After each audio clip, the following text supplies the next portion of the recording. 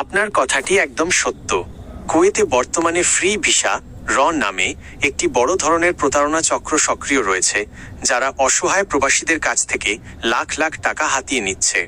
এ বিষয়ে কুয়েতে নিযুক্ত বাংলাদেশের রাষ্ট্রদূত এবং সেদেশের আইন শৃঙ্খলা রক্ষাকারী বাহিনী বারবার সতর্কবার্তা দিচ্ছে।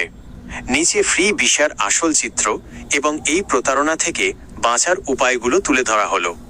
ফ্রি ভিসা বলতে আসলে কিছু নেই। কুয়েতের আইনি কাঠামোতে ফ্রি ভিসা বলে কোনো শব্দের অস্তিত্ব নেই। কুয়েতে মূলত দুই ধরনের কাজের ভিসা হয়।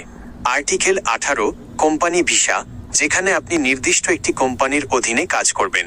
আর্টিকেল 20 খাদেম বা গৃহকর্মী ভিসা, যেখানে আপনি নির্দিষ্ট একজন ব্যক্তির কফিল অধীনে কাজ করবেন। দালালরা যেটিকে ফ্রি ভিসা বলে প্রচার করে, সেটি আসলে কোনো কোম্পানি বা ব্যক্তির স্পন্সরশিপ, যেখানে আপনাকে বাইরে কাজ করার মৌখিক অনুমতি দেওয়া হয়। কিন্তু কুয়েতের আইন অনুযায়ী নিজের স্পন্সর কফিল ছাড়া অন্য কোথাও কাজ করা সম্পূর্ণ অবৈধ। 2. নতুন আইন ও কঠোরতা। 2026 আপডেট। 2026 সালের শুরু থেকে কুয়েত সরকার তাদের রেসিডেন্সি আইনে বেশ কিছু বড় পরিবর্তন এনেছে। আকামা বাতিল। কোনো প্রবাসী টানা 6 মাসের বেশি কুয়েতের বাইরে থাকলে তার আকামা স্বয়ংক্রিয়ভাবে বাতিল হয়ে যাবে। ঘরোয়া কর্মীদের জন্য এই সময় মাত্র 4 মাস। অভিযান। কুয়েত পুলিশ বর্তমানে ব্যাপক অভিযান চালাচ্ছে। গত 1 বছরে প্রায় 40,000 অভিবাসীকে বিভিন্ন আইন ভঙ্গের কারণে, যেমন অন্য জায়গায় কাজ করা বা অবৈধভাবে থাকা, নিজ দেশে ফেরত পাঠানো হয়েছে। জরিমানা। অবৈধভাবে শ্রমিক নিয়োগ দিলে বা ভিসার কারসাজি করলে কুয়েতি মালিকদেরও এখন মোটা অঙ্কের জরিমানা এবং জেল দেওয়া হচ্ছে। 3. দালালরা যেভাবে প্রতারণা করে।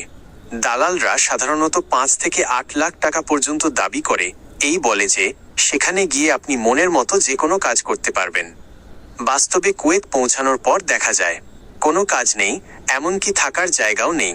কফিল বা মালিক হয়তো আপনাকে চেনেনই না, তিনি শুধু টাকার বিনিময়ে আপনার ভিসা বিক্রি করেছেন। পুলিশের হাতে ধরা পড়লে কফিল কোনো দায়িত্ব নেয় না, ফলে আপনাকে সরাসরি জেলে যেতে হয় অথবা দেশে ফিরতে হয়। 4. প্রতারণা থেকে বাঁচার উপায়। চুক্তিপত্র যাচাই। কুয়েত যাওয়ার আগে আপনার বেতন, থাকা খাওয়া এবং কাজের ধরন সম্বলিত নিয়োগপত্র বা কন্ট্রাক্ট পেপার অবশ্যই যাচাই করুন। অফিসিয়াল সোর্স, জনশক্তি কর্মসংস্থান ও প্রশিক্ষণ ব্যুরো BMET থেকে ভিসার সত্যতা যাচাই করে নিন। অতিরিক্ত টাকা দেবেন না। কুয়েতে আসল ভিসা খরচ অনেক কম। যদি কেউ 7-8 লাখ টাকা চায়, তবে বুঝবেন সেখানে বড় ধরনের কোনো ঝুঁকি বা প্রতারণা আছে। আপনি কি কুয়েতের কোনো নির্দিষ্ট কোম্পানির ভিসার সত্যতা যাচাই করার উপায় বা বর্তমান ভিসা প্রসেসিং খরচ সম্পর্কে জানতে চান?